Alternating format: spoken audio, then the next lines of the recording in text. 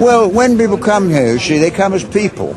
You're not asked if you've passed the 11 plus. You're not asked if you're an officer or sergeant or a private in the army. You just come as a person. And Tom Paine, who wrote The Rights of Man, said, God did not create rich and poor. He made men and women, and he gave them the earth to be their inheritance.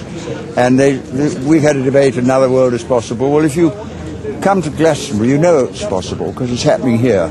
So the answer is yes? Of course, of course, of course. Do you find the younger generation, and you are hugely popular here, are they as politically engaged as ever, though?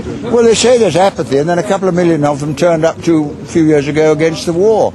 Now, I think a lot of young people are angry that no one listens to them, and they don't believe what they're told, and anger and mistrust are not apathy. They're very strong feelings, but they don't connect to the political process, and that's something we've got to reconnect it. What are the main issues that you're going to be addressing today? What are we going to be hearing from you?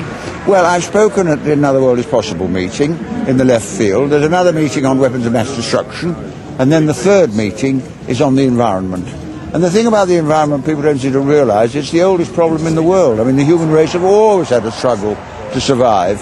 If you know your Bible, you'll know there was a flood and Noah had to set sail in an ark. Now, that's an environmental crisis. So it's not new. The real question is how we deal with it and whether we see that we share what we have. And on a personal note, what is it like for you being back at Glastonbury? Why is it special? Well, I came first, I think, 5 years ago, when the left field was a little rain-soaked tent. And now it's one of the biggest events of the lot. And it's very exciting. And you see, that big tower put up there comes from the Appledore shipyard, which went bankrupt in '74, and I nationalised it, and it's still going strong. So I've got a lot of local feelings. And I was a West Country MP for Bristol for 33 years, so I feel at home in Glastonbury. I hope you do too. I do, absolutely. I'm having a brilliant time. On a final note, politics back home. Gordon Brown becomes the Labour leader today, of course, so we'll have a new Prime Minister. Welcome change? Well, I think we should be asking ourselves not what he's going to do, but what are we going to do? Because history's made at the bottom.